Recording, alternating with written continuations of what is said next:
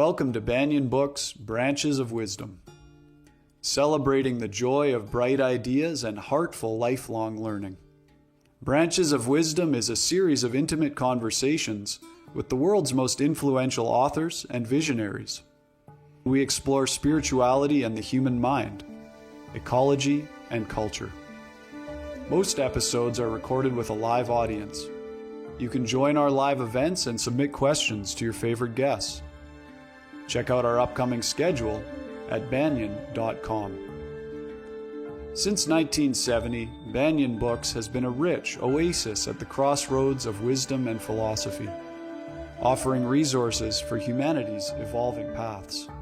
We're a locally owned, independent bookstore in the heart of Vancouver's Kitsilano neighborhood. Visit us in person or shop online at banyen.com. Please subscribe, follow, like, and leave your reviews for the podcast. And now, enjoy.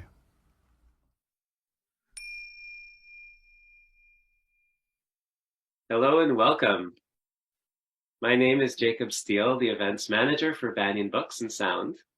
Today, we are delighted to be hosting Julia Cameron in conversation with Joel Fotinos on Julia's new book, Write for Life, Creative Tools for Every Writer.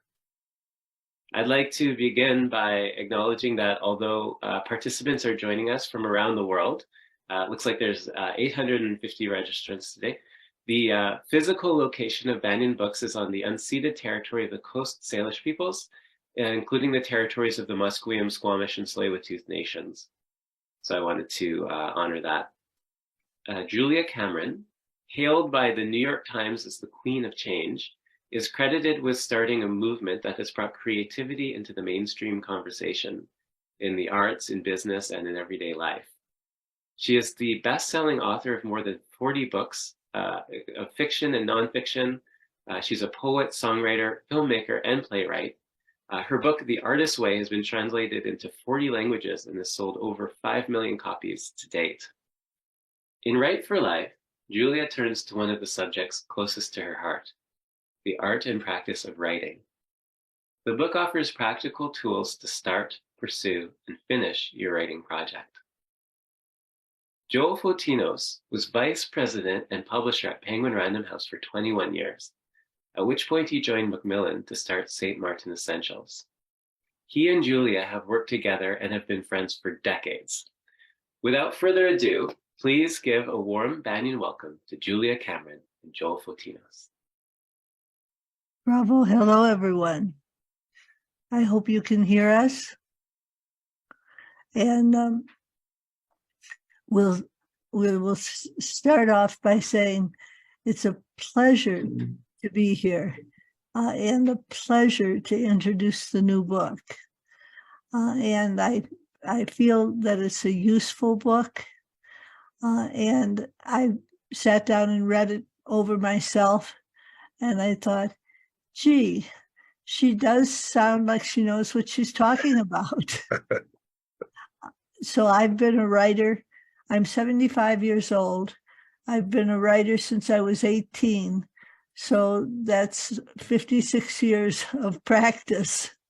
And the book contains the clues and the cues and the tips and the treats that I have learned in those 56 years. So I'd like to introduce Joel Fotinos, who has been for me what we call a believing mirror. He's someone who has been encouraging, helpful, inspirational. And when I would say to him, I'm thinking about listening, he would say, oh, I'd like to hear more about that. And I would write a whole book just to satisfy his curiosity, and that became the listening path. So I think that it's a delight to be able to introduce Joel to my audience because he has been so pivotal in bringing the books to the fore. So I'm going to introduce Joel, and Joel can take us off. Hi, Julia. So, Thanks. Thank you so much. I always say I'm here as Julia's wingman, and I'm here not just as her friend and editor, but as her fan. And I, when you were saying that, Julia, about the 50 something years, I realized that you and I have worked together for about half of that, a little over half of that time. So that's a long time for an author-editor relationship. And the other thing, Julia, just at the beginning, I want to encourage people to go to your website, juliacameronlive.com, because there's all sorts of amazing things there. If you go to the website and click on Julia's art, there's all sorts of, there's poems, plays, musicals, a movie. I love the little songs you wrote about the flowers, etc. So that's my housekeeping. Congratulations. This new book is fantastic, and the response has been incredible. so thank you. So let's start off with how the book starts off, which is with 3 basic tools, which are familiar to people who know my work. And it's a chapter called Priming the Pump. And this is the writing practice that you put in place before you begin your project. And the first tool, and perhaps the most famous tool, is a tool called morning pages. And they mean just what they say. They're done first thing in the morning, and they are 3 pages of longhand morning writing about absolutely anything. And you skip topic to topic, saying, I didn't like what Fred said to me in the meeting yesterday. I forgot to buy kitty litter. I didn't call my sister back. The car has a funny knock in it. I better check it out. So the morning pages are sort of a tool of clearing away, siphoning off negativity, and I sometimes call them brain drain, because that's what they do. They drain off from your mind everything that stands in the way of you and your creativity. So I think it's fair to say morning pages are inspirational. They put you in touch with a larger power, and you find yourself saying things that surprise you. So, Joel, do you have anything you want to say about morning pages? Well, we're starting to get questions about the morning pages, but do you want to do questions at the end? Let's do both. Let's do both. Some people here are talking about how much they love the morning pages, and we have some of very specific questions like, Julia, do you use a pen or pencil when you do your morning pages? I use a 207 Uniball flowing writer pen on bold. And what color is the ink? I like black, but my friend Joel likes blue. Yes, that's right. Julia, what size journal should I use? Well, this is where I say use 8.5 by 11, which is sort of a standard writing size. Because if you use a smaller size, trying to be clever and saying, oh, I'll just write 3 pages, tiny, what I find is that you miniaturize your thoughts to match your format. So it's better to do 8.5 by 11, which gives you room to ruminate. Julia, do you reread your morning pages? I don't. I think of them as a form of meditation. So when you are writing morning pages, you're writing down what in meditation practice we call cloud thoughts. They're thoughts that just sort of come cruising through. And people worry about that they should reread their pages, for fear of missing something. But what I have found is that pages are sort of a tough love friend. And if they bring up a topic, they'll bring it up over and over again until you deal with it. So you don't really need to worry about missing something. Pages are a nag. Julia, can I use my iPad? I've been using it for journaling for years and it works. Well, I tend to say write by hand because there's a direct connection between your heart and your hand. But if it's somebody saying, can I use my iPad or I won't do them at all, I would say, go ahead and use your iPad. Do you have any recommendations for people who have disabilities that impact their ability to write for longer than a few lines? Well, what I have found is that dictation works. And you can, when you write morning pages, you're sort of dropping down the well to an inner source of inspiration. And when you dictate, you close your eyes and you drop down the well and you repeat what you hear. So I think dictation is a bona fide way to do pages. There, a number of these are about should they keep the morning pages or get rid of them? So that's going to answer several people's questions. Well, I used to save my morning pages faithfully because I was thinking, oh, if I ever do a memoir, I'm going to need to go back and read them. So I better save them. And then I was assigned a memoir. And what I found was that I didn't go back and read them at all. It was as if the fact of writing them down in the first place had made the events sort of indelible. So I think the next question was, should I save them? Well, a lot of people are asking, can they get rid of them or do they need to save them? They can get rid of them. Because you do. And Yes. I know I do, for sure. You can burn them, fold them, shred them, mutilate them, bury them.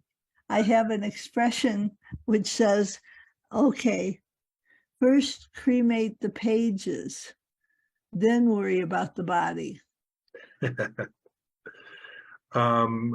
Advice for busy moms of multiple kids whose writing time is in between play dates and changing diapers. Well, it's better that you're doing them at all. I had a toddler when I started morning pages, and I would get up and I would race to the page, and I would get about 3 pages done before my daughter would wake up. But what I have found is that sometimes people can't get up before their kids. So they need to do morning pages as soon as they can upon awakening. So it might be after you feed the kids breakfast and pack them off to school. And this person says that they're having a problem with their work schedule in the mornings. Can they do night pages instead of morning pages?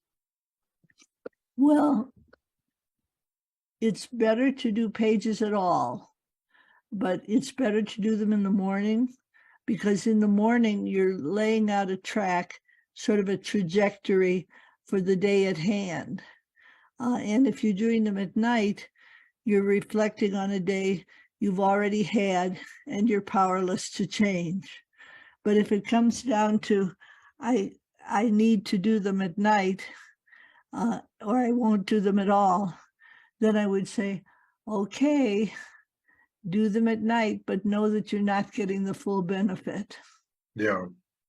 I mean, the spirit of morning pages is to wake up and drain the brain.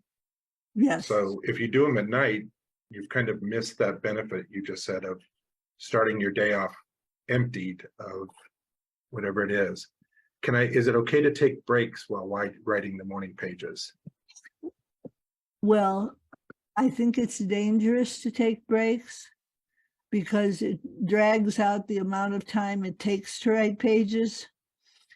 So it's better to go straight to the page and write straight through for 3 pages. And taking breaks is what I call taking mental cigarette breaks and pausing and thinking, what should I say now? And I think you can drag your pages out to take a couple of hours if you're taking interruptions. Right. Somebody said, do you use prompts for your morning pages? I don't use prompts. I use what I call first thoughts. And first thoughts are the things that occur to you when you say, I think I'm going to write. And then you say, oh, it's cloudy outside. I think I'm going to be depressed today by the weather.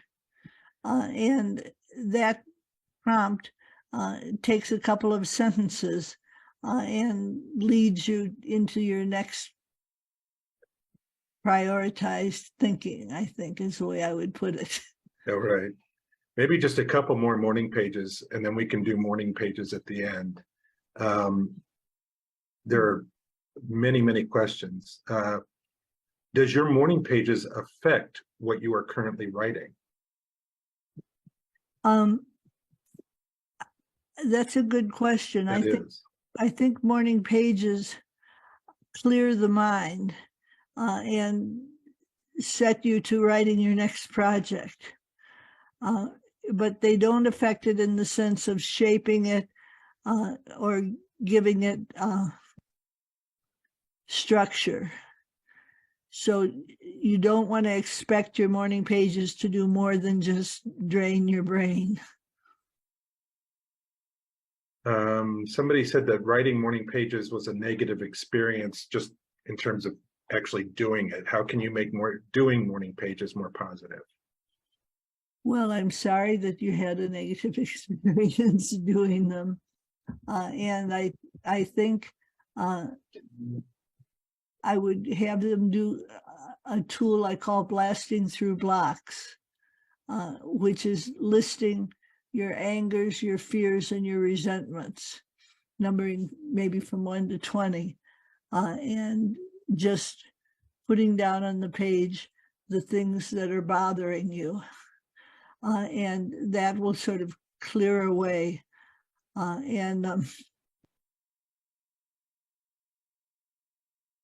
think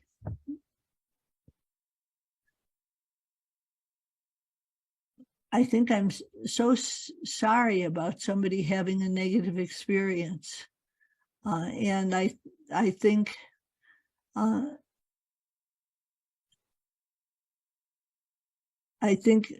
writing down your negativity doesn't perpetuate it.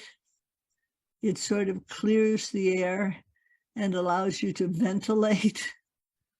So I wouldn't be too concerned about negativity in the pages. And I would say, keep an eye peeled for positivity. And you'll probably find that there's more of it than you think. That's great. That actually answers several other questions of the same question. And just so people know, it's one side, one side, one side, not 3 pages, both sides. That's come up a couple of times. Yes, you want to write 3 pages, side, side, side. I don't want anybody trying to write 6 pages, side, side, side, side, side. So, and you know, a lot of answers to these questions, by the way, you go into in the new book. I mean, you answer a lot of these questions that are coming up very specifically in the book. So I just want people to know, if we don't get to your question, the new book does answer a lot of these questions. Well, thank you. Yes, I had a podcast this week with 2 women who turned out to both be blocked writers. And I wanted them to read the book and take it to heart. I think what I was trying to do with the book was to dismantle a lot of negative mythology that we have around writing. So we have things like grab time.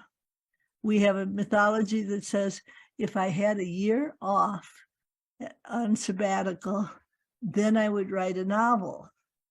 And I found out that maybe if you had a year off, you wouldn't write a novel. But if you have 15 minutes during your day where you can dash to the page, those pages pile up and they do become a novel.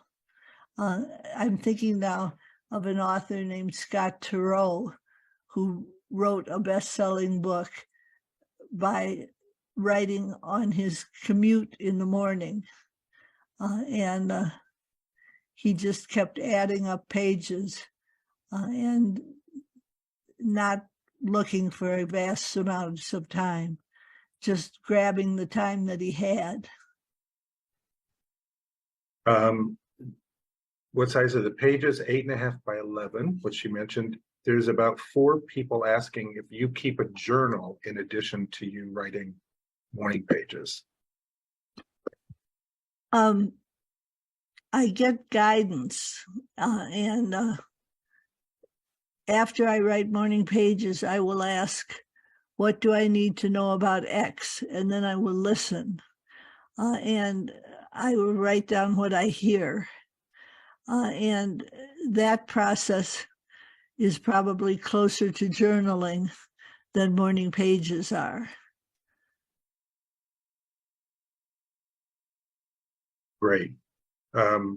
Maybe we can move on to the next tool, Julia. Okay, so here we go. Tool number 2 is called an artist's date. And it's once a week, go out and have fun. And when I assign this tool, first of all, I assign morning pages and I say, I have a tool. It's a nightmare. You'll have to get up 45 minutes earlier and work. And people will go, oh, work on my creativity. I get it. I'm going to do it. I'm going to do morning pages. So they take to the page. But then if I say, now I have a second tool, and for this tool, I want you to go out and have fun. And immediately people get very skeptical and tilt their heads to one side and cross their arms from the front of the room. You see the body language. And what they're saying is, I don't see what play has to do with working on your creativity. And then I will say, well, we have an expression, the play of ideas, but we don't realize that it's actually a prescription. Play, and you will have ideas. So morning pages are work, and artist dates are fun. And a lot of us are very serious. And I hope my tools are lighthearted, because my experience with using them has been lighthearted. So artist dates are going out once a week and doing something enjoyable. So I have a favorite artist date, which is that I go to a pet store where they have a large bunny named George. And I ask the owner, can I pet George? And the owner says, yes, go ahead. George likes it. And so I pet George. And as I touch his silken coat, I get an experience of glee, happiness, peace, encouragement. I want to make it sound like George is my higher power, but he almost is. So if you want to take an artist date and you're a little stuck about what to do, you can go a sense at a time. I think I'm going to take an artist date about my sense of taste. And you go to a fantastic new Italian restaurant. I think I'm going to take an artist date about my sense of smell, and you go to a bakery. I think I'm going to take an artist date about my sense of touch, and you follow me into the pet store and pet George the bunny.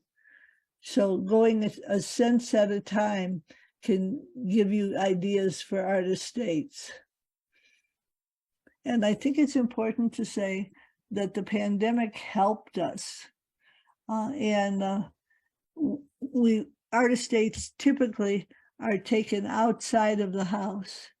But during the pandemic, when we weren't allowed to go out of the house, we had to do artist dates with our imagination. So we might take a bubble bath, we might make a pot of soup, we might bake a pie, we might do a drawing, we might dance barefoot to drum music, anything that engages your sense of fun. Question here, do I have to do the artist date alone? Oh, I didn't say that, but yes, you do have to do it alone, because it's like if you're going to the movies with a friend, half of you is watching the movie and half of you is watching your friend watch the movie. So artist dates are about watching your own consciousness and your own delight. And sometimes people say to me, Julia, I think I fell in love. And I would say, yes. And they will say, with myself. So artist dates are an exercise in benevolence. As we play, we learn to think of the universe as being more playful. And again, it's a place where humor comes into play. And I think it's important to say, have a light heart. Okay, Joel. Somebody said, can you give some examples of artist dates that don't cost money, which you did? I mean, petting George the bunny, bubble baths, museums always have free days. And by the way, juliacameronlive.com, if you go to Julia's art on that page, it's free. And that's a great artist date. Oh, thank you, Joel. And you've already mentioned some of your favorite artist dates. Somebody said that they go out and get inspired on their artist date, but when they come back, it never gets channeled. Any advice on how to channel quickly that inspiration from the artist date when they come back? Well, it sounds to me like this person is looking for a way to make the experience of the artist date into usable work. And I don't think that's the point. I think we have an inner well that we fish when we're making art, and we sort of hook beautiful coy ideas. And what happens sometimes is we're working flat out and we overfish our well. And then when we go back the next time to make art, we find that images are elusive and our well is empty. And the artist date replenishes the well, but it shouldn't be too literal. Like you don't do an artist date that directly connects to your project. You do something whimsical, and you allow sort of, I think the way to put it is that you're allowing the higher power to work in your life. And sometimes we call it the muse or the universe or Obi-Wan Kenobi.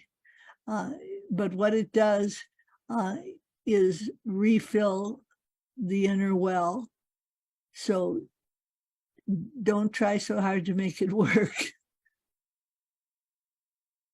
Yeah, so joining a class like knitting class, does that count even though there are others there? That would not count as an artist date, right? Or would it? it depends on how concentrated you would be on your own experience. If you're constantly aware of others, then that isn't a good artist state. But if you are self-centered enough to say, oh, I'm just going to knit and pay attention to my knitting, that might be an artist state. Yeah. Let's move on. I'm watching the time. We can always answer some more of these if we have time at the end. Okay, thank you, Joel. I'm the timekeeper. So the third tool in the priming the pump is walking. And I say, go a couple times a week, go for about 20 minutes and walk out empty-handed, without an iPhone, without access to anything but your own consciousness. So in other words, don't take your dog, because if you take your dog, you'll find yourself taking your dog's walk. Your dog will be saying, oh, look at that handsome Rottweiler. Oh, look at that adorable Cocker Spaniel. And what you want to do is keep it to your own consciousness and tune in to your environment. And it doesn't matter whether you live in the city or the country. The sights that you see are enough. So walking twice a week, you stretch your body and you stretch your mind. So I think we should move on to Yep. some of the tools in the new book. So Joel, do you have one that you particularly want to talk about? Yeah, well, you have a new tool, which is called the daily quota. And that's like the fourth tool when you're using Write for Life. So maybe you can talk about that. Well, a daily quota is a small amount of writing that you commit yourself to doing daily. And it should be a low enough amount that you can easily do it. So if I'm writing a screenplay, it's maybe 3 pages. If I'm writing prose, which is more dense, it's maybe 1.5 pages or 2. And what you do with your daily quota is you write it and you put it aside. And you don't write more than your daily quota. You find yourself writing just your daily quota.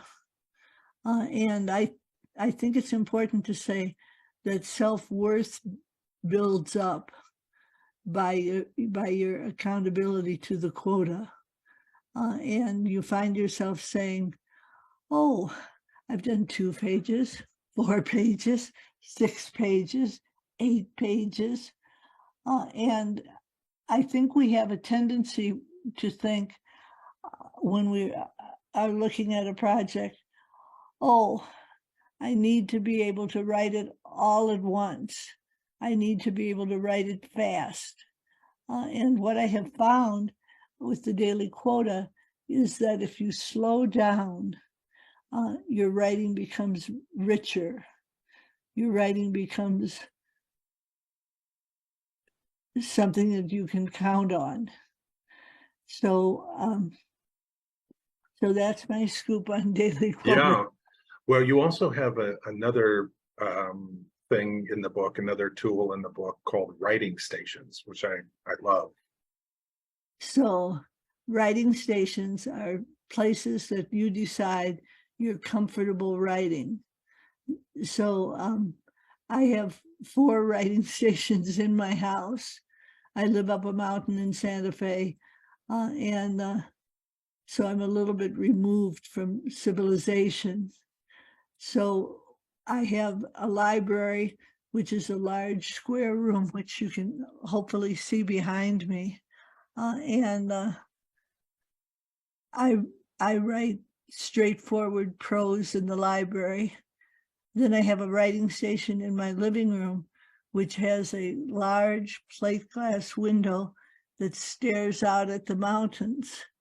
and that's where I write more whimsically and expansively. So your writing station is a place where you think, oh, here's where I write. So it becomes sort of a bribe to yourself. When you sit in the writing station, it triggers writing. And you talk to people always say, well, I'm so busy. But when they buy Write for Life, they usually have a writing project, whether it's a book or screenplay or poetry or songs or something. But if they say, I'm so busy, you have a tool in there to help them just find bits of time to work on. Well, when we say I'm too busy, we mean I'm too busy to do it perfectly. So I have a tool which dismantles perfectionism.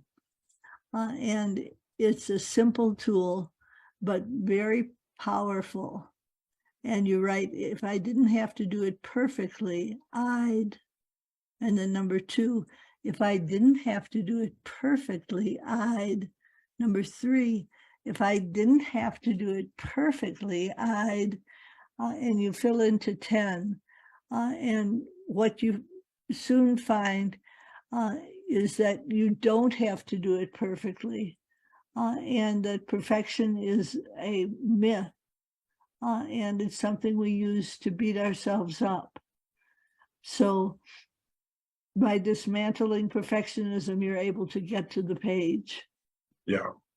This book, by the way, is packed with so many practical tips about getting started, finishing, procrastination, everything you could think of. Several questions here basically are about when you do your daily quota, can you edit as you go along? So the answer is don't do that. You're trying to do something that I call laying track.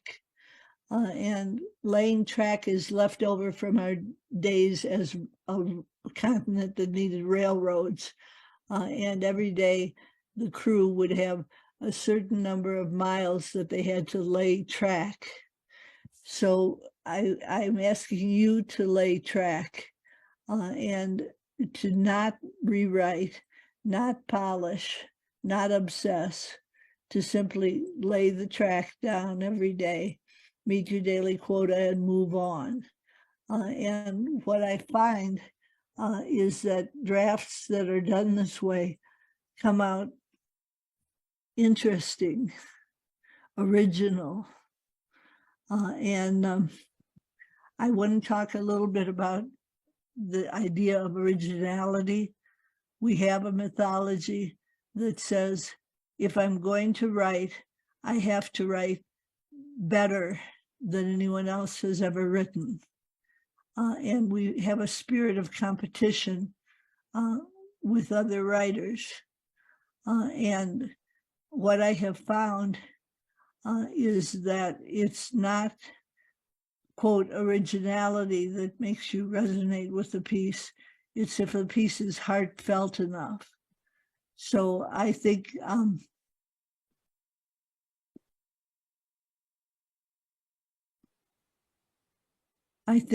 we need to remember that originality has as its root the word origin, and we are the origin of our own work. And instead of saying, oh, Stephen King already wrote this better, we say, oh, I guess I have something in common with Stephen King. And so we don't compete, we enjoy. There is a lot of information in the book about editing and when to edit and all of that. So there's a lot of questions about that. I just want people to know that many of these questions are answered in the book. Julia, several people have asked, you wrote a book 25, 26, something years ago called The Right to Write. How is this book different than The Right to Write? Well, the right to write was a sort of manifesto that said we're all writers and we all have a right to try writing. And it was sort of inspirational and exhortative and encouraging. And this book has many more nuts and bolts. It's much more hands-on, practical. Here are the questions that arise when you're trying to finish a draft. Here's what you need to do about them. And I think we should talk about inner critics. I think most of us have a critic that sort of perches on our shoulder and says negative things. And when we write morning pages, we hear the critic, but we say, thank you for sharing. So my critic is named Nigel, and Nigel is a gay British interior decorator. And his standards are so lofty that I will never write well enough to please Nigel. And Nigel will say to me, Julia, you're boring. Julia, nobody wants to hear about the weather. Julia. And he keeps up a subversive stream of negative comments. But what I have learned to do, because I do morning pages, which remember we're all doing before we get into the nuts and bolts of this book, what we do when we do morning pages, there's no wrong way to do them. So when Nigel says something negative, we just turn to Nigel and say, Nigel, thank you for sharing. And it goes from being sort of a booming voice of doom, you're boring, to being a wee peeping cartoon character, where Nigel will say, you're boring. And then you say, Nigel, I've got you miniaturized, and I'm not going to listen to you. So I think it's very important to say that morning pages miniaturize your critic, and this becomes a portable skill. So when you're working on your projects and your critic, your Nigels, start to say something negative, you've trained yourself to move past them. And Nigel can no longer stop you in your tracks. So several people, Julia, are asking, who are some of the people or books that have inspired you to write or motivated you to write? Well, I had a calling to write. I started writing poetry when I was a teenager, and I found myself saying, oh, this is fun. And I found myself having an experience of enjoyment with writing. And I didn't read many books on how to write, or I wouldn't say that books were a primary source of inspiration. I would say that practicing the toolkit gave me inspiration. So, but I want to single out one book that belongs to a friend of mine, Natalie Goldberg. And she wrote a book called Writing Down the Bones. And in it, she talks about writing practice and just keep your hand moving across the page. And I found that Natalie and I had many similar experiences with moving our hand across the page and becoming inspired. Julia, somebody said, this ties in a little bit to your Stephen King answer, but when they think about their writing, they think about the flood of writing that's already out there and how this person's writing may be meaningless or that they're not sharing anything new. So what's the point? How do you combat that? So this is where I sound like a fanatic. And I say, please do morning pages. Please do morning pages, because when you do morning pages, you become interested in your own process. And they are sort of a witness to your life. And I think that thinking about the odds is a drink of emotional poison. And I think taking your eyes off of everybody else and putting them onto yourself gives you strength. So I have an expression, treating yourself like a precious object will make you strong. So I think treating yourself like a precious object means that you don't compare yourself negatively to others. You find yourself saying, oh, I had a good time on my artist date. And you find yourself filling the well. So I hope that answers the question. That's great. Julie, I don't think you've talked about another one of your great ideas in this book, which is called Lowering the Bar. Well, all right, we have an idea that to be writers, we need to sort of flog ourselves forward, that writing takes a great deal of discipline, and that it's hard. And I think we carry this over to the rest of our life, and we say, what do I need to do today? And we maybe make a to-do list.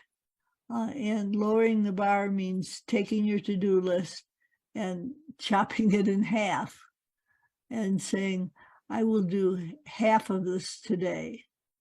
And if you set your daily quota low enough, when you lower the bar, your imagination will say, oh, I can write a little bit today, and you'll write. So I think lowering the bar is an act of kindliness to yourself. And I think that the book encourages you to be kind. This is, I think this is the first time we've gotten this question. Do you, or I have anyway, you probably, do you do morning pages and daily quota 7 days a week or 5 days a week like a job? I think that's a good question. Well, I do it every day. So That's 7 days a week. because what happens if you pause is that you panic. And you take 2 days off, and then it's difficult to get started again. So I think it's better for you to try and do it every day. I love the idea, Julie, that you say in the book that this book, the new book, Write for Life, is really a love letter to writing and to writers. And can you talk a little bit more about that? Because I think it really goes to the heart of why you wrote this book and why it's so beneficial for people who read it and use the program. Well, I think it seeks to dismantle a lot of the negative mythology. If I had enough time, then I would be a writer. If I had enough discipline, then I would be a writer. If I had enough focused concentration, then I would be a writer. And it says, actually, you only need to do a little bit to be a writer.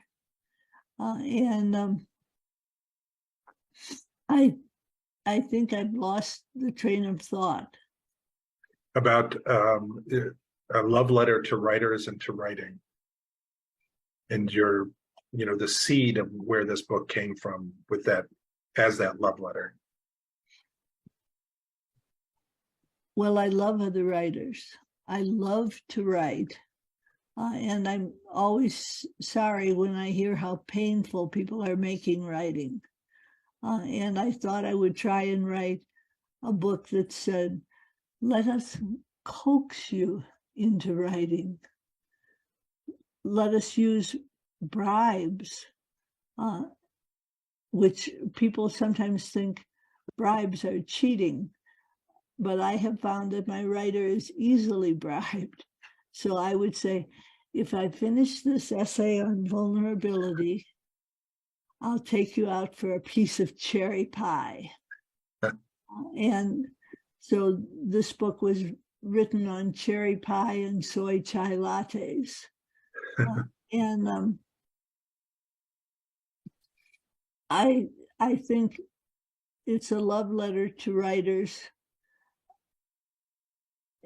tenderheartedly, trying to say to them, don't make it so hard, sweetheart. Make it a little bit easier.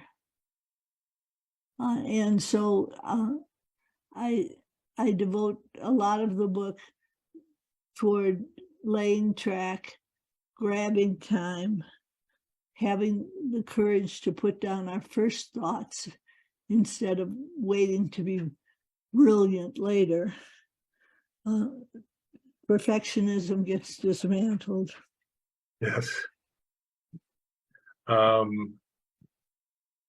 So, gosh, there's so many of these questions that are directly answered right in the book, and also in The Artist's Way, the original book as well. If you already have, for people who have that, how does your morning pages and your daily quota change when you're traveling? Well, it becomes more difficult. So this is why I have experience with what it's like writing the pages late in the day. When I'm traveling, I try and get up early enough to write morning pages, but if I don't get them completely done, I take them with me. And then I write them in airports, and I write them in strange hotel rooms. And I think the ideal is to keep them in place no matter what. And that's what I try to do. A number of questions about procrastination specifically. What advice you have for people who procrastinate?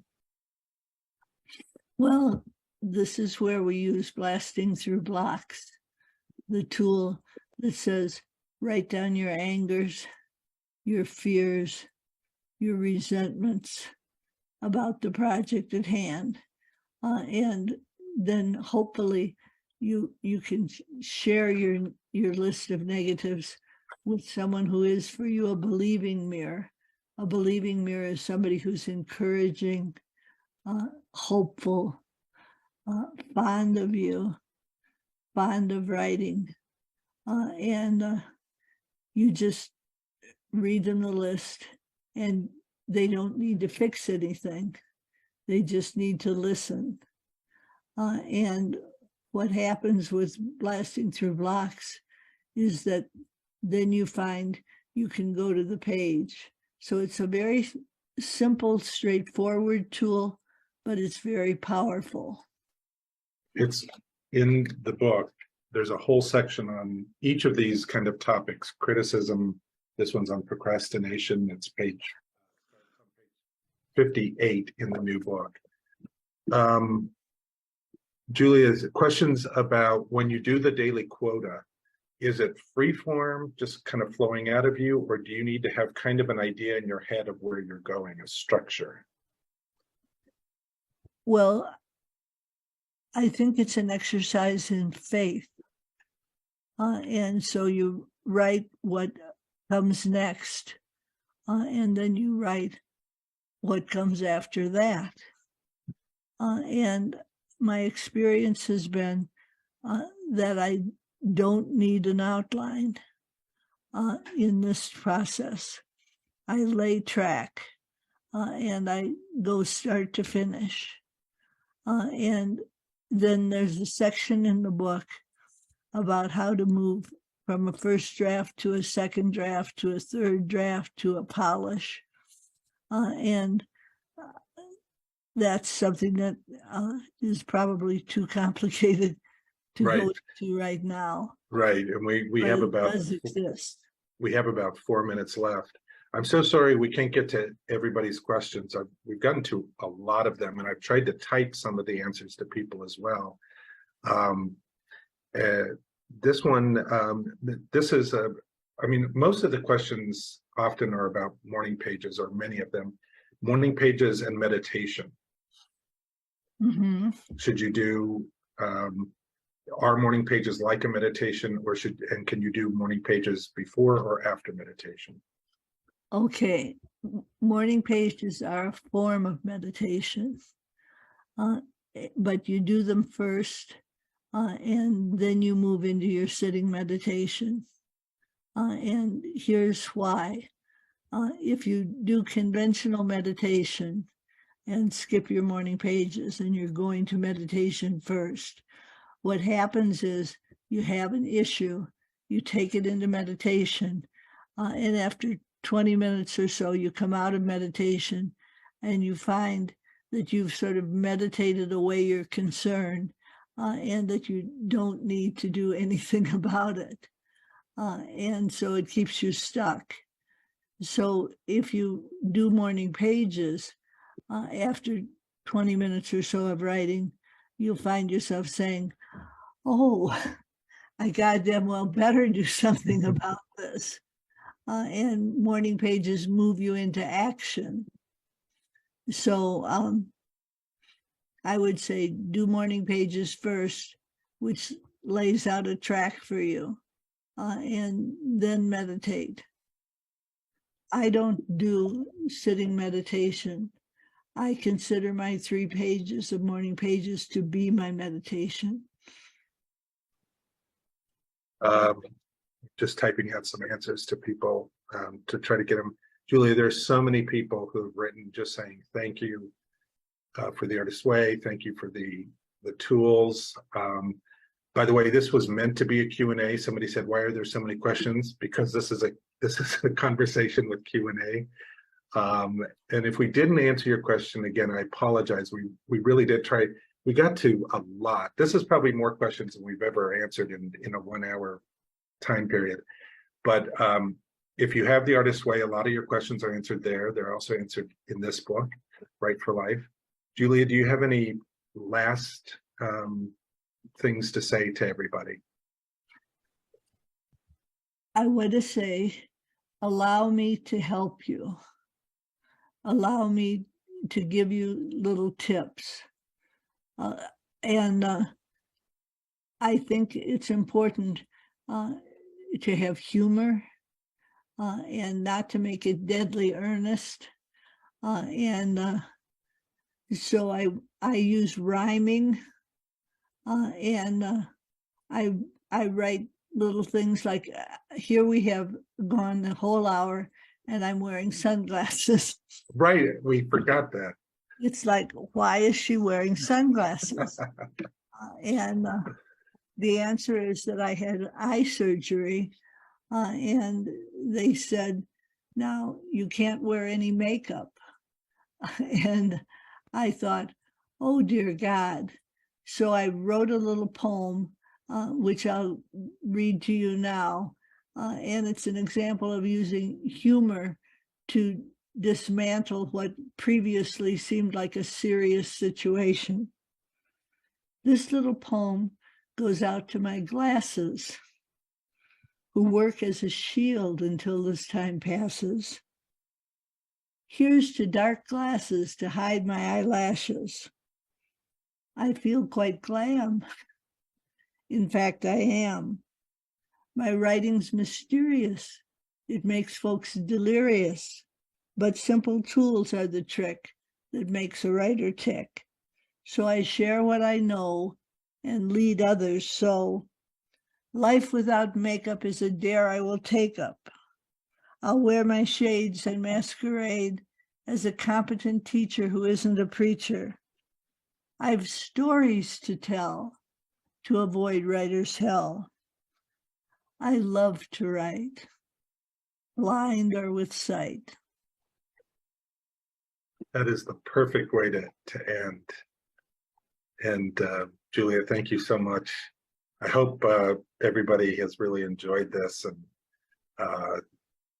you asked wonderful questions, everybody, and people said so many nice words to you, Julia, for the work, and this is great. So we'll have Banyen Books host come back on, and thank you, everybody. Thank you, Banyen Books. Thank you, Banyen Books. Thank you both. This was absolutely delightful, you guys. And Joel, I know you have to be somewhere, so if you need to run right away, that's fine. But it's been just an absolute delight. I love the sunglasses. I love the sunglasses phone. And actually, sorry, something that really struck me. I mean, there's so many things that you said that were meaningful for me, but this idea of the believing mirror, I'm definitely taking that piece. I just absolutely love that. So thank you so much. And just a note to everyone, Julia Cameron's new book, Write for Life, is available from banyen.com. That's BANYEN.com. You can learn more about Julia Cameron's work at juliacameronlive.com. And so again, on behalf of Banyen Books, thank you all for coming out today. And thank you, Julia Cameron and Joel. You're welcome, Jacob. Thank you very much. Thank you so much. Bye. Bye, everybody. Bye, Julia. Bye-bye.